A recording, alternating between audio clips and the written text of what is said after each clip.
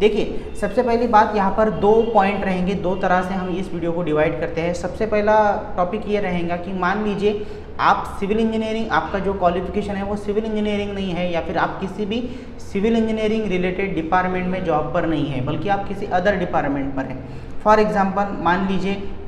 कि आपका जो जॉब है वो एजुकेशन सिस्टम में है, मतलब इसका मतलब ये हुआ कि आप टीचर हो, एक सरकारी स्कूल पर अगर आप टीचर हो लेकिन आपके पास सरकारी नौकरी है, तो क्या इस केस में आपको काम मिल सकता है? जी नहीं, इस केस में भी आपको काम नहीं मिल सकता। इसका जो सबसे पहला जो रीज़न है वो ये है कि कोई भी टेंडर जब निकलता है या फिर जो भी कॉन्ट्रैक्टरशिप के वर्क होते हैं, इसमें डिपार्टमेंट की तरफ से सबसे पहली जो यहाँ पर मैं कहूँगा रिक्वायरमेंट होती है वो ये होती है कि जो भी टेंडर ओपन होगा या फिर जो भी आपको काम दिया जा रहा है वो आपके तरफ से आपका काम करने का इंटेंशन होना चाहिए, साथ ही साथ आप उसके लिए एलिजिबल भी होने चाहिए। अब एलिजिबल का मतलब क्या हुआ, आपके पास उस काम को, फॉर एग्जांपल अगर रोड का कंस्ट्रक्शन करना है, मान लीजिए अगर सिंपल 50 किलोमीटर भी अगर रोड आपको कंस्ट्रक्ट करना है, तो उस केस में एज अ कॉन्ट्रैक्टर आपके पास कुछ चीज़ें होनी चाहिए। सबसे पहली बात तो आपके पास रजिस्ट्रेशन होना चाहिए। हो सकता है कि किसी अदर डिपार्टमेंट के होने के कारण आपको यहाँ पर लाइसेंस तो मिल जाए, रजिस्ट्रेशन तो मिल जाए, लेकिन आपकी दिक्कत यहाँ पर आएगी कि क्या आपके पास कोई वर्क एक्सपीरियंस है। यह सबसे पहला पॉइंट, वर्क डन इसमें ये भी ऐड हो जाएगा। बाद में ये चीज़ है कि ये जो काम करने के लिए जो मैन पावर ज़रूरी है, टूल्स एंड प्लांट्स ज़रूरी है, मतलब मशीनरीज जो है वो आपके पास अवेलेबल है या नहीं। बाद में देखा जाता है कि क्या सच में आपकी फाइनेंशियल कैपेसिटी इतनी है कि आप ये काम कर सकते हैं। तो ये सब चीज़ें जब हम देखते हैं तो उस केस में ये सब चीज़ें प्रूव करने के लिए या फिर ये चीज़ें दिखाने के लिए आपको कुछ चीज़ें डॉक्यूमेंट सबमिट करनी होती है, जिसमें से मोस्ट ऑफ द जो हाईली रिकमेंडेड या फिर हाईली रिक्वेस्टेड डॉक्यूमेंट है वो है आपका ITR और उसके बाद मतलब इनकम टैक्स रिटर्न, और उसके बाद आपके यहाँ पर GST रजिस्ट्रेशन। अब देखिए, अगर आप गवर्नमेंट सर्वेंट हो, ठीक है, तो उस केस में जो भी आपका ITR होगा या फिर GST रजिस्ट्रेशन होगा, वो मोस्ट ऑफ द केसेस में जो रिक्वायरमेंट होती है, फाइनेंशियल रिक्वायरमेंट जो होती है वो यहाँ पर क्रॉस नहीं करेंगे। मान लीजिए अगर आप टीचर हो, ठीक है, तो आपका जो भी पेमेंट होगा, जो भी सैलरी होगी, उस हिसाब से आप अगर यहाँ पर दिखाओगे तो मे भी हो सकता है कि आपको काम मिले। लेकिन डिपार्टमेंट ये भी देखता है कि अगर ये व्यक्ति सरकारी नौकरी पर है तो ये व्यक्ति हमारे काम के लिए टाइम कब देगा। तो इसका मतलब ये हुआ कि बेसिक इंटेंशन देखा जाता है कि क्या ये व्यक्ति काम कर सकता है या नहीं। सरकारी नौकरी या फिर अगर आप किसी अदर जॉब पर हो जहाँ पर आपको ऑलरेडी टाइम देना है, आप पर ऑलरेडी रिस्पॉन्सिबिलिटी है, तो ऐसे व्यक्ति को मोस्ट ऑफ द केसेस में डिपार्टमेंट एक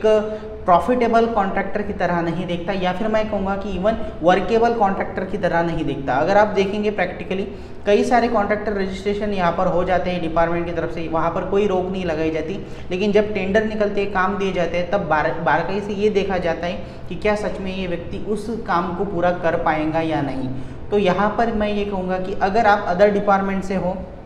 आपका क्वालिफिकेशन सिविल इंजीनियरिंग नहीं है, लेकिन आप ये अगर प्रूव कर पाते हो कि जी हाँ मैं इसके लिए पैसा भी लगा सकता हूँ, अपना टाइम भी दे सकता हूँ, तो ही उस केस में सरकारी नौकरी होने के बावजूद भी आपको टेंडर दिया जा सकता है या फिर काम दिया जा सकता है। लेकिन मोस्ट ऑफ द केसेस में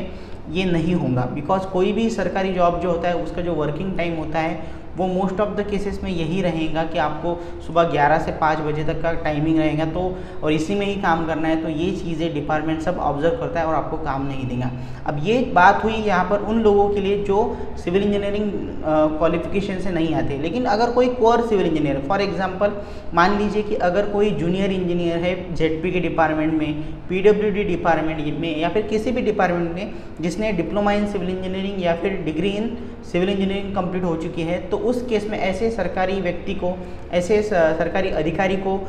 डिपार्टमेंट की तरफ से काम दिया जाएगा या नहीं, या फिर लाइसेंस के लिए अप्लाई कर सकते हैं नहीं। सबसे पहली बात, ऐसे व्यक्ति डायरेक्टली लाइसेंस के लिए अप्लाई ही नहीं कर सकते, बिकॉज यहाँ पर डिपार्टमेंट ये देखता है कि मान लीजिए अगर मैं ही जूनियर इंजीनियर हूँ और मैं ही अपने डिपार्टमेंट के या फिर किसी अदर डिपार्टमेंट के काम के लिए अगर अप्लाई करूँगा, अगर वो काम मुझे मिल जाता है तो वहाँ पर मोस्ट ऑफ द केसेस में पहली बात तो यही रही कि टाइम नहीं दिया जाएगा, बिकॉज आपके ऊपर ऑलरेडी रिस्पॉन्सिबिलिटी है। लेकिन दूसरा यहाँ पर ये भी पॉइंट होता है कि अगर आप सेम डिपार्टमेंट से हो या फिर आप उसी फील्ड से हो, तो मोस्ट ऑफ द केसेस में करप्शन जो है वो यहाँ पर बढ़ सकता है। तो इस या फिर किसी के फेवर में जो काम है, टेंडर है, वो निकल सकते हैं। तो ये चीज़ें रोकने के लिए यहाँ पर आपको रजिस्ट्रेशन ही नहीं मिलेगा। मान लीजिए अगर आप PWD के डिपार्टमेंट में सिंपल एक स्मॉल अगर क्लर्क की पोस्ट पर भी हो तो भी आपको ये रजिस्ट्रेशन नहीं मिलेगा, बिकॉज डिपार्टमेंट ये देखता है कि इनके फेवर में अगर काम जाता है, हो सकता है कि वो ना जाए, लेकिन फिर भी मीडिया या फिर कोई और पॉलिटिकल